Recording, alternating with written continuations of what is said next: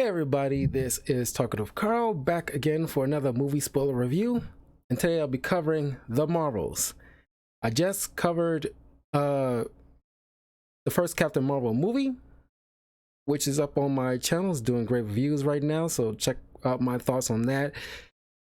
I also covered Miss Marvel TV show. Did it come out last year or the year before?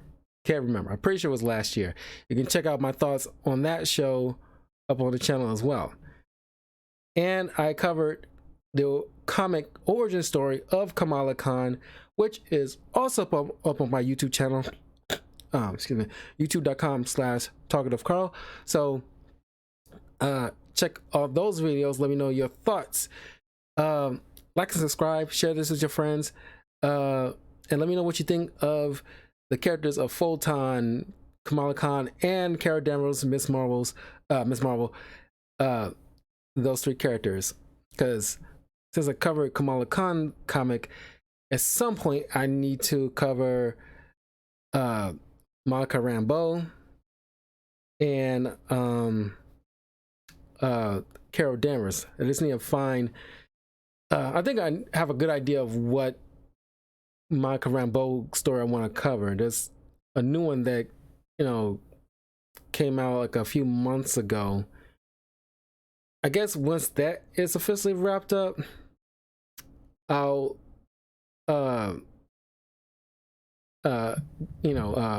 single out a Captain Marvel story and follow it up with the Monica Rambeau. So I have a good set of Marvels up on the Marvels reviews up on the channel. Anyway, yeah, The Marvels. Sorry, I want to make sure I get the cast list. All right, this one is directed by Nia DaCosta, who apparently directed that new Candyman movie that I didn't really see because I'm not a horror guy like that.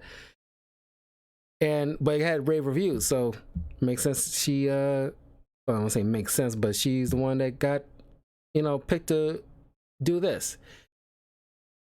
Honestly, currently right now it's not doing well in the box office. I honestly think it's because the combination of the strike and what's going on with the current state of the MCU, with overstanding everybody in terms of grips and VFX artists and everything like that. Not a good look. But of course they scaling things back now, so that way people have time to do what they need to do. And I bet you will see a proper a restoration of what we expect from the MCU moving forward. We got Brie Larson reprising her role as Carol Danvers, Captain Marvel, Tenoya Paris as Monica Rambeau, Iman Vellani as Kamala Khan, Miss Marvel,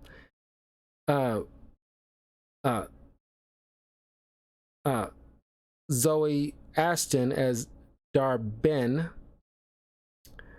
and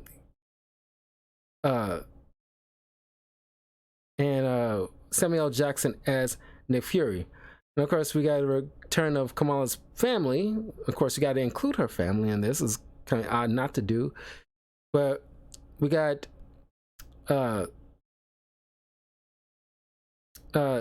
Zenobia Shroff as Muniba Khan, Kamala's mom. We got Shaik as Amir Khan as Kamala's brother. We got Mohan Kapoor as Yusuf Khan, her father. And of course, for some reason, because we had like a different actor from in the Miss Marvel TV show who played her father. I think he got, for for some reason, I can't remember what was the reason that he had to be switched out.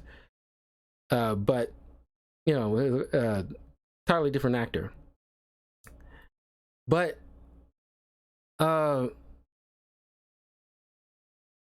some people, this movie is pretty much split with in terms of the viewers, how people feel about this film. I, like some people, actually had a good time watching this movie. I was very worried about the quality, given the fact that what happened in Quantumania, but then the whiplash with Guardians of the Galaxy 3, two stark differences of quality. Quantumania, you know I did my spoiler review, and I say maybe at the time I was feeling like it's okay, but it's not good in certain spots, because we took notice about the corners that was cut in terms of VFX artists and the, you know, the CGI and everything like that, especially with MODOK. It was okay, it was bad. And you know, and the way the world of the quantum realm looked, it was, you know, bad. But then you got Guardians of the Galaxy 3, which is you know, more top notch. Here is a little split in the middle, because there's rewrites and everything like that. So the stuff that we got right now, some people think is a hot mess and not in a fun way to them. I think is, you know, pretty solid. Not the greatest. I think if I give it a grade, it would be a B. I think it did the job they needed to do. And as long as, because especially after the whole Secret Invasion debacle, this is freaking Shaft by comparison. So, like, I don't, you know, like, I don't hate it. Because honestly, out of Phase 4 and 5, I think Secret Invasion, parts of Thor 4, and Quantumania is probably like the only ones, in my opinion, that's actually definitely a dip. I can honestly make an argument for anything else that we got out of Phase 4 and 5. Even She-Hulk, even though some parts of She-Hulk is kind of like iffy, I can at least make an argument for that, but I cannot make an argument for something like Secret Invasion. Like, my God, that was bad. That was really bad. And I thought, like, Thor 4 was a dip. This one's like, God, what are y'all doing? But the Marvels is actually solid. It's solid. I'm not going to say it's like on the same level as like No Way Home or anything like that. Far from that. But it's not as a train wreck as most people like to. I mean, you can make that. I can hear people's points about why to them it might be bad. I can see their point, but it doesn't really. It's like I said, it's mixed to a lot of people. Some see it as like a decent, good quality. But anyway, so it kind of picks up where we left off with at the end of the Marvel, Miss Marvel TV show, where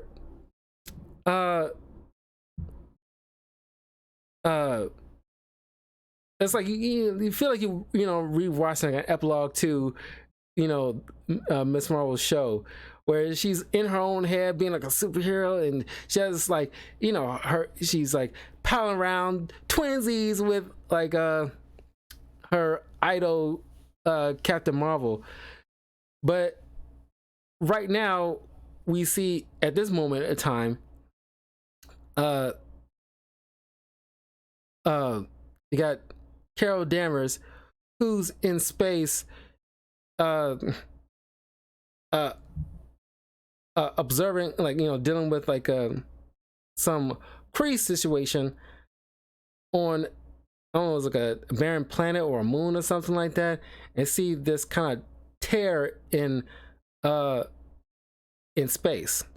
While Michael Rambeau on Saber, normally we call Sword in the comics, but I digress, is working with Fury after the events of WandaVision. She got powers now, and she's checking out another tear in space, and some people point out how stupid it is to just touch a strange thing in space with no freaking protection. It's kind of dumb. So while they touch it at the exact same time, and because the main villain, crap, what's the doggo name? Dar-Benn is having like a bangle, which is similar to Kamala Khan's bangle. Which, here's the thing, this part kind of like was stuck in my head because I remember. No, actually, no. I'm confusing it. Scratch that, because I'm confusing it with some situation with Shang-Chi with the 10 rings. How like they don't know where it's come from. No. Sorry, got confused. Different band like thing. But if you've seen from the Miss Marvel show, we don't know where this bangle come from. One apparently was on Earth many years ago and was used by Kree-like entities or whatever thing that Miss Marvel was dealing with, that was passed down from a grandma to her. But the other one was hidden away on this barren planet, and that Dar-Benn unearthed. So now she's using that bangle to try to tear open space and time very haphazardly. And because that tear can't close properly now, it's causing like a ripple effect between one open space on side of one open space to the other. So as they all touching this thing, and because the energy source is connected to Kamala's bangle too, don't know why it's not connected to also with Dar-Benn, because it's the same band. But it causes these three characters to, every time they use their, well, I guess because because they try to figure out photon, they trying to, there's a funny running gag where Kamala's trying to figure out Monica's little code name, but we all know it's going to be Photon. But because these two powers was active, and I guess their light-based powers is connected to Kamala in some way, because one can see through different light refractions, others can one can turn a construct, and the other can power up and channel it. They're tied now. Anytime any one of them use their powers at the same time, they swap places, which leads into a hilarious moment and leads into awesome fight choreography scenes and a good training montage where they practice how to, like, for the time being, since they're trying to do something, they need to be able to be prepared to be able to do something if they have to be put in a place unexpectedly. But while Carol is dealing with a fight with some Kree who has like a beef with her, because after the events of Captain Marvel, she goes back to which Dar-Benn has a beef with her, because Carol went back to Hala, the Kree home planet, destroyed the Supreme Intelligence AI, who was the cause of what happened to her, not realizing the ramifications of what she did. Now she got this little name called the Annihilator, because now after destroying the Supreme Intelligence, it affected, there's like a worldwide kind of output that happened, where now there's a phenomenon where it's like now the sun is dying out, the air is not breathable, and the waters are drying up. There's a drought now. So I guess the Supreme Intelligence was kind of controlling all that for some reason. But the Supreme Intelligence is all about control, I guess. And somehow they affected the kind of like the atmosphere in a way. So because upon that death, kind of like came the He Who Remains. Upon his death, the multiverse will go out of whack, because he was controlling all of that in a way. So Supreme Intelligence was controlling on a smaller scale the atmosphere and the water and the water flow and the sun itself, their sun itself somehow in their solar system. So now Dar-Benn is using the bangle she found in order to force open wormholes in order to take from other planets, just kind of like a FU to Carol Danvers.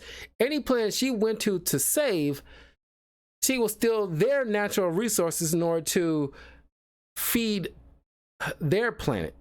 So she goes to like the Skrull home planet, which is kind of like they're their enemy anyway. She don't even like the Skrulls, but they kind of play nice for the time being. They take their air supply, their atmosphere, to feed their air planet, which I guess certain air is universal. Then they end up going to this was kind of something out of Rick and Morty, in my opinion. Goes to this planet where I'm jumping all over the place, but goes to this kind of planet where it's like all kind of like just people must speak in musical numbers. It's very Bollywood type, which is kind of funny. And Brie Larson can show off her singing skills too, but we'll get to that soon. But then eventually she goes to, because Carol saved that planet too from this kind of like political strife, but then it goes to Earth to steal the sun's solar radiation, because she was there to save Earth from Thanos. So that's where like each conflict will happen. But since he was dealing with on this barren planet these Kree soldiers, she's fighting. Then they end up swapping places. She ends up going to, like we see in the TV show, going to Earth in Kamala's room and get unnerved by the fact that I'm in like a total fangirl's room of me, very unsettling. Then goes outside, completely shocking the family, and flies off. And then like Monica's dealing with these Kree soldiers while Kamala's stuck in a spacesuit where Monica was, and geeking out like, Nick Fury, hi, is this an Avengers mission? It's like Kamala Vellani is such an infectious girl. She's like just her joy is just like, I just love just watching her act. She's very fun. There's a few outliers that might find her annoying, but honestly, she is fun. I love watching her. She's very infectious. It's like a adrenaline shot that many people needed in terms of how they feel about the MCU currently right now, and it's revitalizing the love, reminding people of the love we have for this universe or franchise that we gotten so invested into. So now every time somebody's trying to explain to Fury like what happened, but they keep swapping places, but they get into fights with these Kree soldiers, and some of them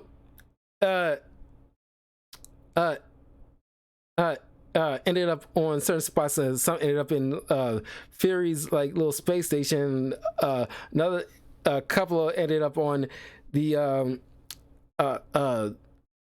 Khan family's living room, and so they're all fighting these soldiers like all these other places, and like the choreography is just dope as hell, because like they and like Miss Marvel is like kicking ass and like utilizing her stretchy construct powers. Still not a big fan of the whole mutant thing, but I'm not gonna get into it here. You hear me talk about it in many other videos. But then she's like creating constructs, stretching out and beating up folks, gigging out over Nick Fury. They swap places, full times in like the living room, fighting off, going intangible, fighting off these soldiers while with the family helping fighting them off, and then like swapping with Carol Danvers, and she's like stepping in and just like tossing folks through the house and everything like that, because he's a freaking powerhouse, and just like hold on a second.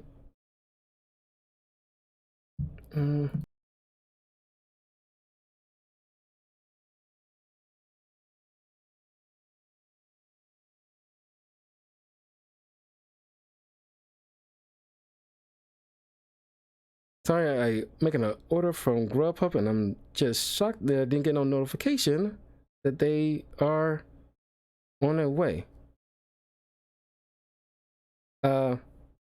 I'll be right back. Sorry.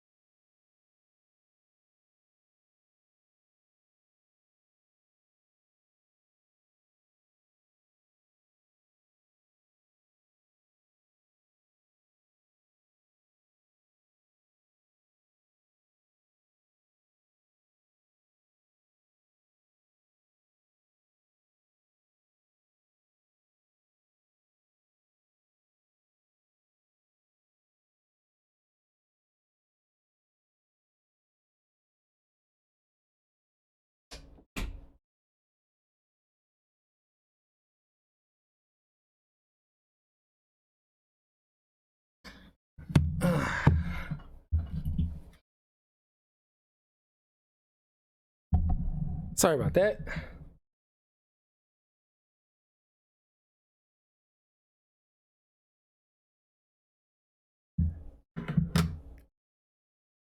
So anyway, so while all this going on, they stop some Kree people, and uh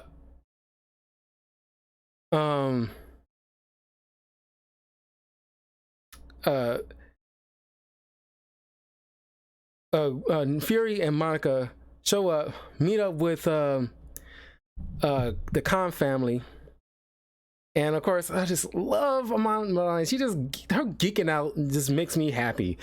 And she's such a cute girl, and just like, gosh, she's just so infectious. I love this girl, and I love Kamala Khan.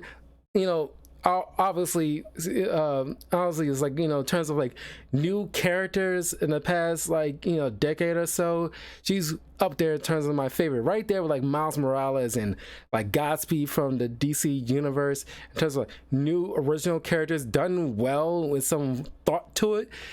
They're like up there in terms of like, favorite characters.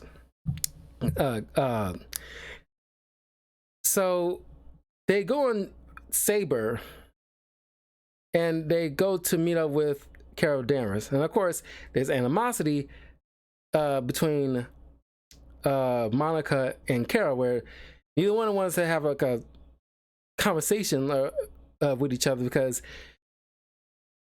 Monica feels a little tight when it comes to Carol, because she went off to space, never came back, even though she promised her that she would.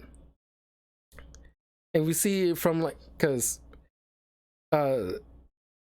she hasn't, she did technically come back, but she never let Monica know, because I guess she has some shame. But before we get into that, they end up going to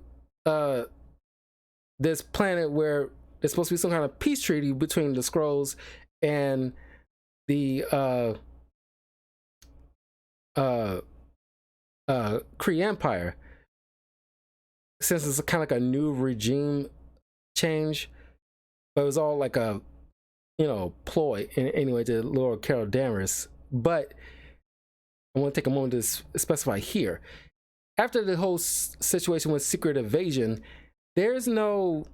It seems like that was kind of like wildly forgotten. Not that it's a bad thing, but it's kind of something that should have been brought up, because this Fury here in this movie is vastly different from the Fury we got from the Secret Invasion. There's no like, where's his wife, who, a spoiler alert, is a Kree. There's no mention of his wife.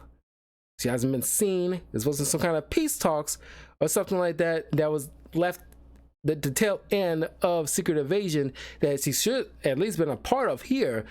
But there's no mention.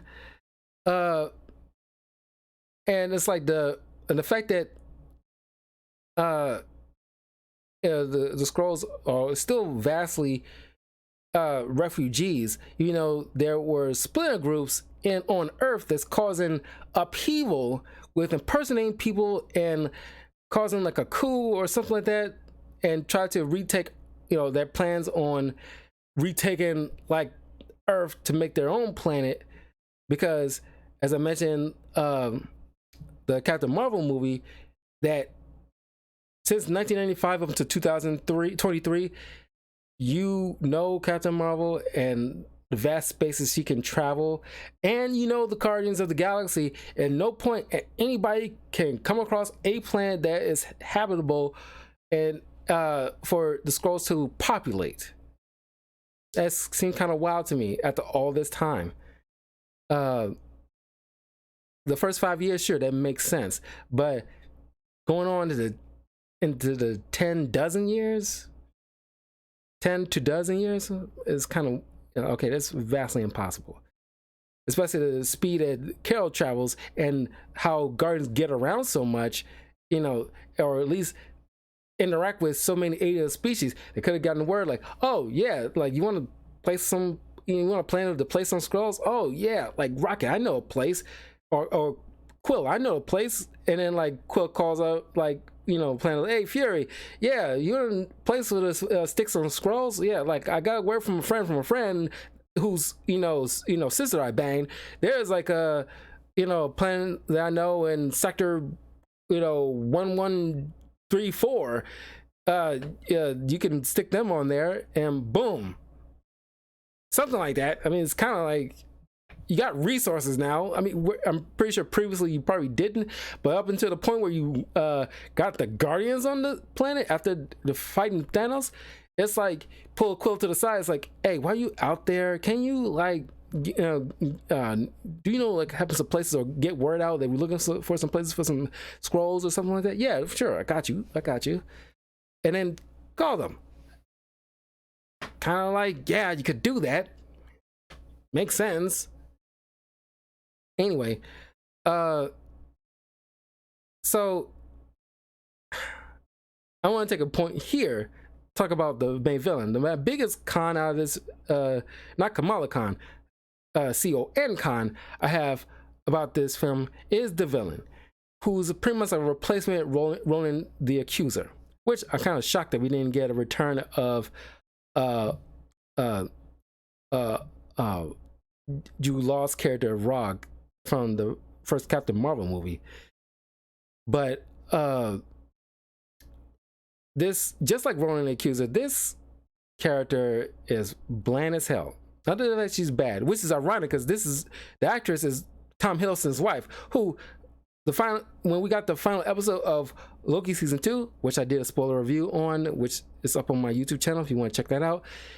It was released around time where her husband, where the final episode was released on the same time where the movie where she is in is coming out. Given these two incredible actors, you think, you know, she will have a, you know, like a stunning performance, but all she does is crazy eyes.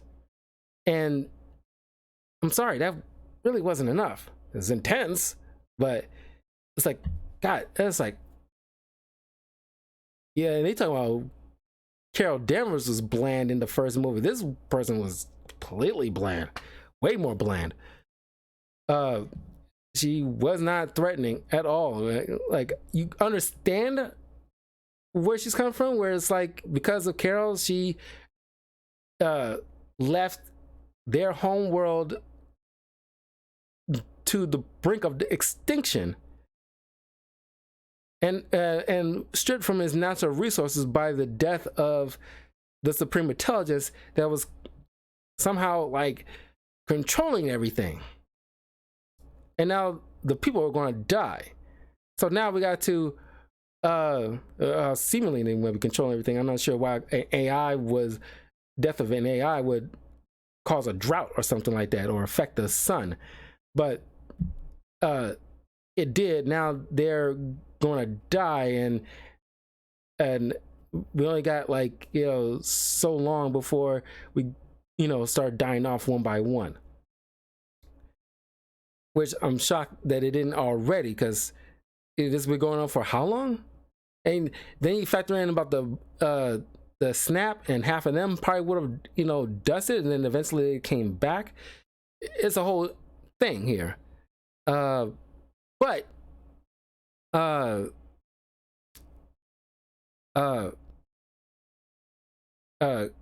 so after the fight these three ladies have with this woman, she escapes, causes a ripple in the sky, which starts sucking all the air through to lead into Hala. These three ladies are, you know, try to hustle as many scrolls on evacuating ships as possible, and there's a few that, you know, Kamala had to leave behind when, like, Carol's, you know, telling her to get on board, and she's, you know, in tears, like, we gotta help them. It's like, it's too late for them. We gotta go. And so she had to leave, you know, a handful of scrolls behind to their deaths, unfortunately.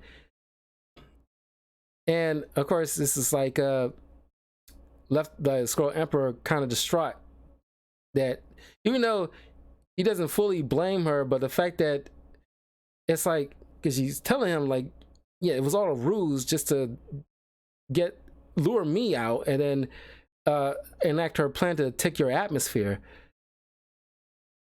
But I guess in his eyes, he still thought it might have been at least possible to see some kind of broker some kind of peace, since the previous ruler would not even consider it, where this probably would have been a chance here. But then she Carol calls Valkyrie, who gets like a Bifrost gate, you know, to her ship, so they can take all the surviving scrolls and sends them to Earth to live in New Asgard for the time being.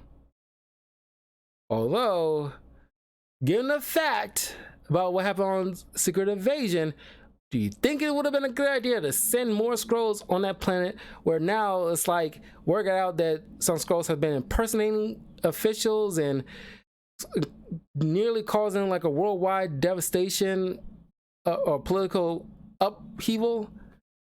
It's like, it's not a good time to be sending extra scrolls there for the time being.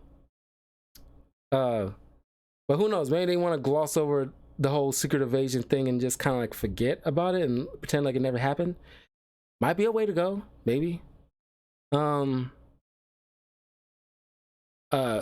now, you know, Carol apologizes to Kamala. It's like, I'm sorry I had to raise my voice at you, but we couldn't like get everybody. It's tough call, and it's kind of like a decent moment with, you know, Kamala, where she had to come to the understanding that, you know, because, you know, it's kind of like, I want to say don't meet your heroes moment. It's not like that here, but she's kind of come to a realization that saving the day isn't all like glory and fun or anything like that. You got to make hard choices that, just like in my Kamala Khan Ms. Marvel origin comic review, I mentioned that at the tail end, where Carol has to teach her that, yeah, it's like, you're going to have to make hard choices.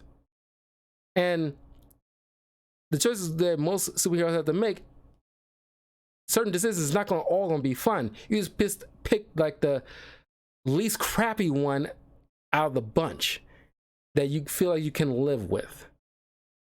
And you kind of sort of feel that way here, or get that kind of feeling here, where it's like Kamala has to, like, you know, even though some people might complain, it's like, wow, you don't really sit in it too long.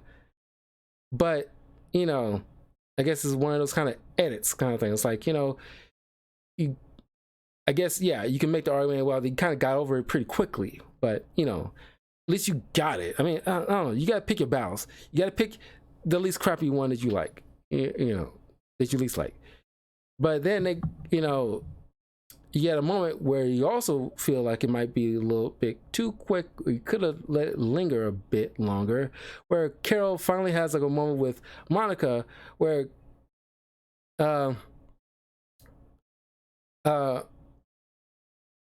she's finally telling her, like, you know, I needed you and you never came back. And of course, Carol didn't want to divulge too much because she feels ashamed, but she utilized this scroll mechanism where they use in the first movie to go inside her mind to unearth some memories that she seemed like she's forgotten, because she still doesn't have all access to all her memories, just up to the point of, you know, certain, well, at least up to certain points in her life, but she doesn't have full access to her memories because what the Kree, you know, did what they could to try to mind wipe her altogether.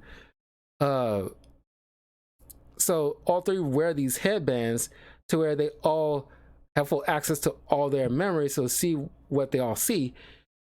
And they come to realize that while Monica was off to boot camp, Carol popped back up on Earth, and no, it wasn't when she was off. It was, I'm sorry. At first I thought it was boot camp, but then, you know, when the scene played on a little longer, you realize it was during the blip or the snap, where half of the population is gone, and Carol went to see Maria, realized she has cancer, and they had this discussion about, like, you know, just like in Doctor Strange 2, where that Maria turns out to be binary, or that version of Captain Marvel, where what happened if, you know, what if Maria went on that little ride with Mar-Vell instead of Carol? You had like a fun little moment, kind of funny moment here, where it's like you hear Maria says, like, I never wanted to be Captain Marvel. It's kind of great that you was there. You beat me to it, because, you know, I probably would have never wanted to do it anyway. It's kind of funny. So you see, and then she wanted to make sure that, you know, Carol would be the one to look after, because she still was optimistic about Monica coming back just like anybody else. But, you know, Carol at the time didn't believe it, because this is before they come up with the time travel situation. So you know, this, you know, there's a funny moment where they all hug Monica, because the fact that she lost her mom while she was dusted. Her mom passed away and she wasn't there for her, and is always, you know, that was, you know, part of her resentment too. That added to the resentment she had towards Carol, the fact that, you know, you're like my aunt. I looked up to you the same way I looked up to my mom, and my mom was diagnosed with cancer. I was there for as much as I can be. Then I got dusted, and the cancer seemingly went away, but Monica never knew it because she wasn't there. But then the cancer came back, and then she died, and obviously Monica wasn't there because she didn't know that. But Carol knew. Carol realized, oh, the cancer came back, and now it's like, oh my God, like, you know.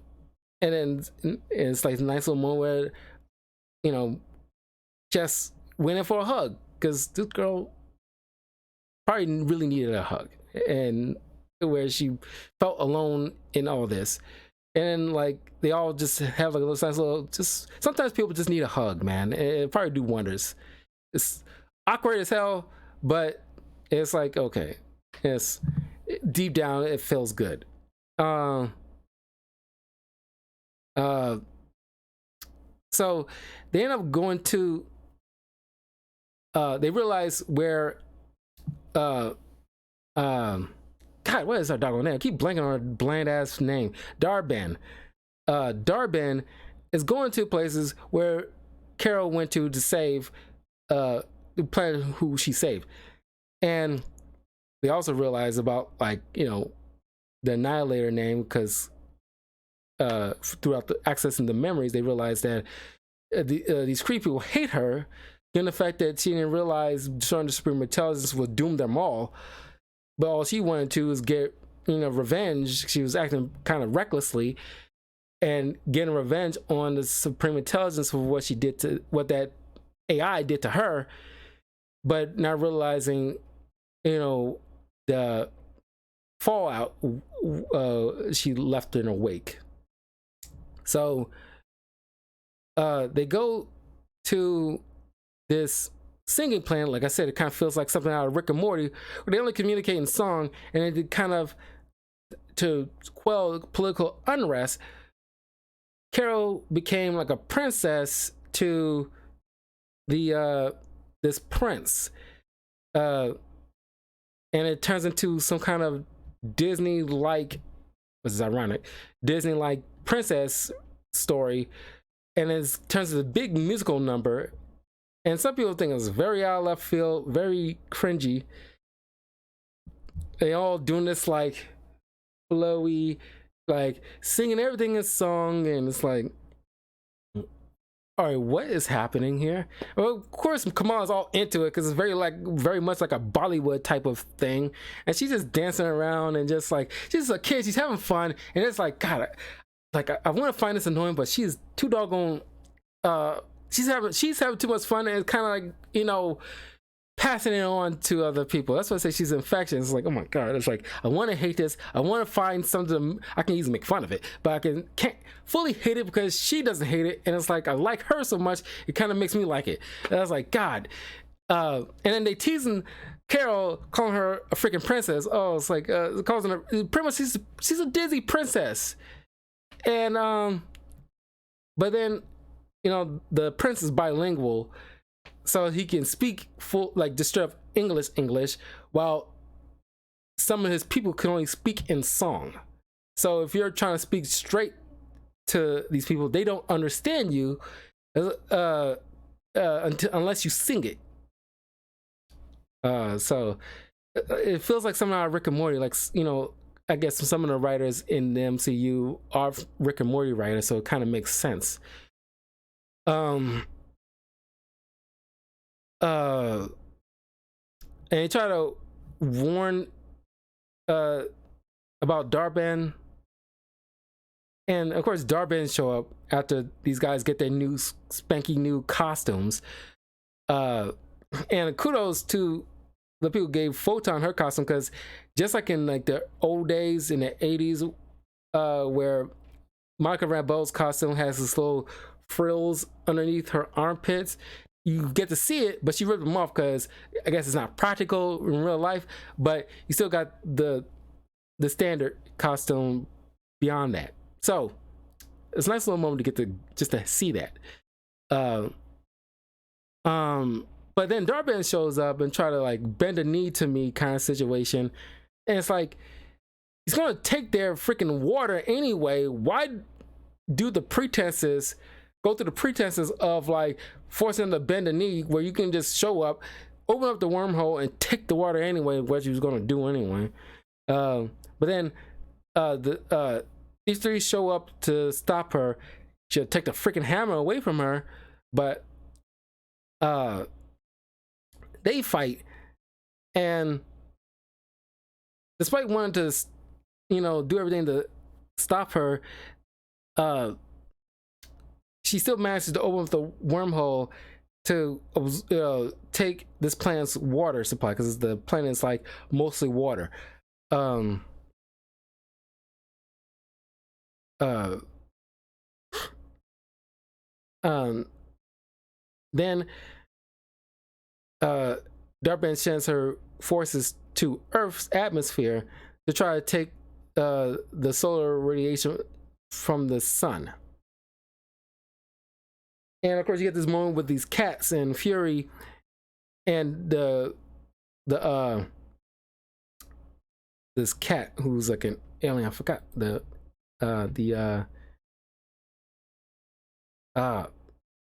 starts with an S. What the heck is that?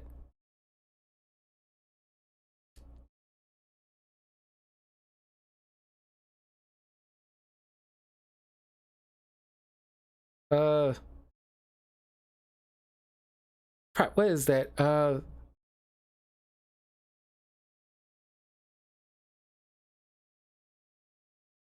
Doggone it.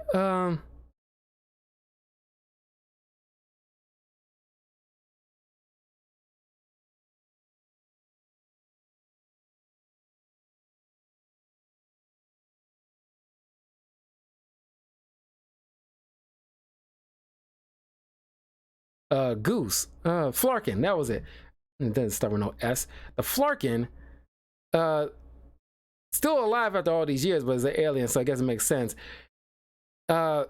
Is laying all these eggs, and they hatch into these little kittens. Because I went up into the movie theater and see them selling these little egg-like, contraptions that holds like toy cats inside. I was wondering what the heck is that all about, and clearly it's tying into the movie. But how is that tying in the movie? Then I see what's going on. Like, oh, okay. And then they realize, after they tried to stop Darkband from opening up a wormhole, they do eventually stop her because she's like just self-sabotage and destroy herself in the process. She opened up the wormhole to try to I don't know how she made this mistake, but because I guess it's unwieldy, because she ends up taking Kamala's bracelet, and which she tried to keep from her, but she first is a wormhole, but it's not a wormhole to her planet. It's a wormhole directly to another side of a universe, and don't know how that is even it might be something I missed here, but I guess it was like she wasn't controlling it properly or something, but maybe because it was being supercharged by these three ladies, but it causes like a ripple into another space-time. So she ends up destroying herself in the process, and Monica goes out there and goes on the other side of the wormhole, because it's the only way to close it properly for some reason. Don't know why. You just can't be on the other side on your own universe to close it. But she ends up sealing herself on the other side despite Carol trying to save her.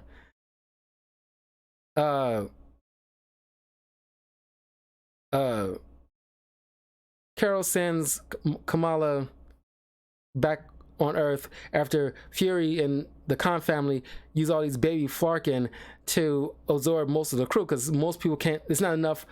Because the ship, after the wormhole opens up and try to absorb the sun, it causes some kind of like the absorption kind of like messing up the equipment in the space station altogether by the shockwave or force or something like that. So it's not too much of stuff is tearing apart. Not many escape pods making off okay. So they're using all these Flarkin to absorb. It's kind of like a horror movie in a way, where it's like allowing these Flarkin to, everybody's running, even though the intercom's telling like everybody allow the Flarkin to eat you. Don't worry, you'll be okay. Even though don't know why these Flarkin don't immediately digest these people, but they absorb all these crew members, So we're gonna hustle all these cats onto the ship, and then like Fury and the family get some and themselves onto another escape pod, and they go back on Earth, and these fucking start coughing up all the crew members.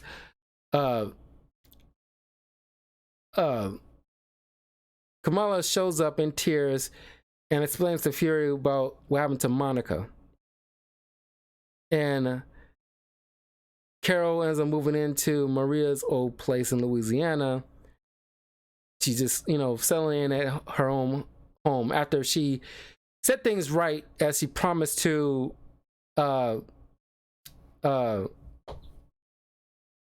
Dar-Benn. She used her powers to reignite the sun. And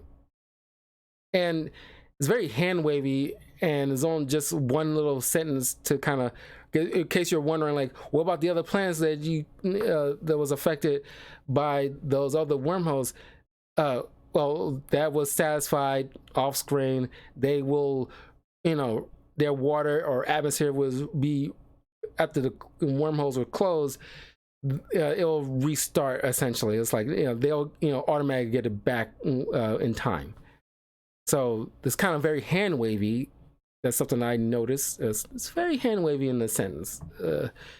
Like I said, like maybe people point out that the editing, they kind of reshot certain things. It's like certain things it's got to be left up into just one line of dialogue. So the movie ends, and then there is one mid-credit scene with Kamala Khan going to New York and meeting up with Kate Bishop, Hawkeye, doing her Nick Fury thing. It's like, you think you only kiss superhero in the world? You're part of something bigger. And Kate Bishop is like, girl, I'm 23. What are you talking about? Some kid Avengers. What? It's like, did you know like Ant-Man has a daughter too? So yeah, so they kind of like, well, some people argue they probably should have been set up way earlier in Phase 4. But so now they're starting to beginning to set up the young Avengers, again, like Isaiah Bradley's kid or grandchild, pretty sure it's grandchild, who's supposed to be Patriot, and then of course Kate Bishop, and then Ant-Man's daughter, who's gonna be Stature, and Miss Marvel. So who knows what they're gonna maybe add Peter Parker, but who knows, they might be setting up in his movie, setting up Miles Morales, possibly. Who knows how like this early stages of Champion / Young Avengers is gonna shape out, but I'm glad they're doing it. So kind of like got, and then post-credit scene, Monica shows up in a hospital bed, seemingly next to her mom, but it turns out in another universe, she turns out to be binary. But that's not her mom. And then you see Hank McCoy Beast, played by Kelsey Grammer,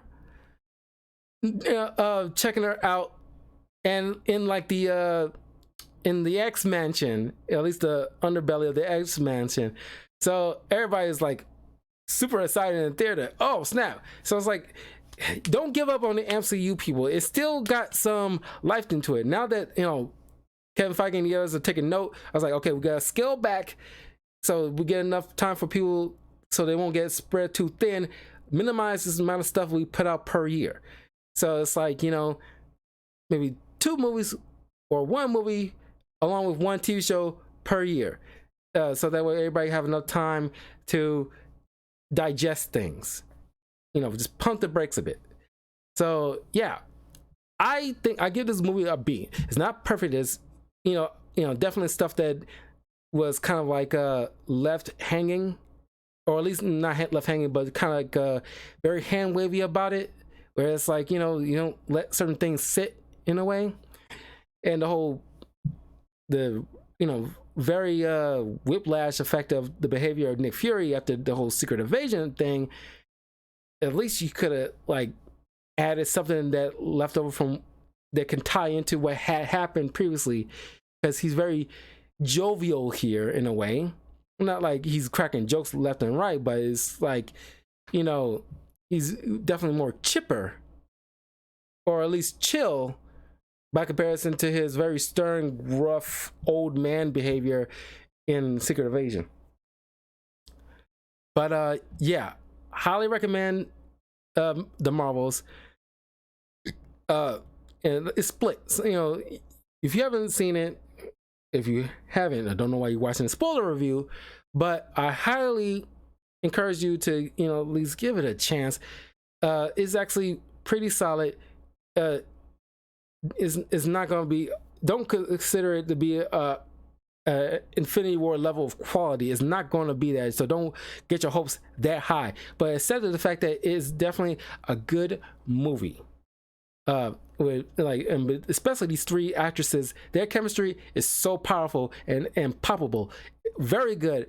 Especially Iman Vellani, who some people argue carries most of this movie. But if you had any complaints about Carol Danvers, Captain Marvel, like you did in the previous film, you will have like a change of opinion now, where she's you know, acting more where you wanted her to act. You know, she's cheerful, she's smiling, she's, you know, not bland as most people called her in the previous film. You'll like her here. So yeah, give this a chance. It's actually very good. So yeah, that was my reviews. I already put up Loki season 2 review, as well as my review of Spider-Man 2, Insomniac Spider-Man 2 game. I did my review of that and completed the entire walkthrough. So check that out on my YouTube channel, youtube.com/talkativecarl. Let me know your thoughts of those things. I'll have some, I'm going to take a bit of a break in the next couple of days, but some point this month I'll have a TV show review of season 2 of Yu-Gi-Oh! Zexal. I'll be working on some comic book reviews pretty soon, mostly X-Men related stuff, the team stuff, since I already got through all the solo X-Men members and villains, which you can check out on my YouTube channel that I did earlier this year. So now I want to work strictly on to the team stuff.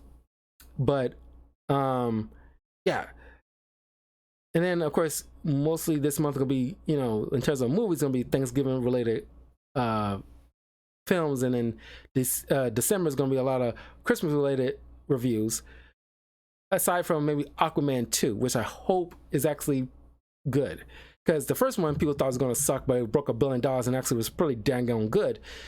The second one hopefully does at least just as well, or at least close to it. Don't know about the Amber Heard of it all, but she's been kind of cut out for the most part for obvious reasons. Hopefully there's not, well, I'm not going to speculate too much here. I'm going to wait till the movie comes out and give my overall thoughts, because it's kind of hinging on a particular storyline with Aquaman and his son, baby son, that tragically something happened in the comics, but I'll wait till bring it up until then.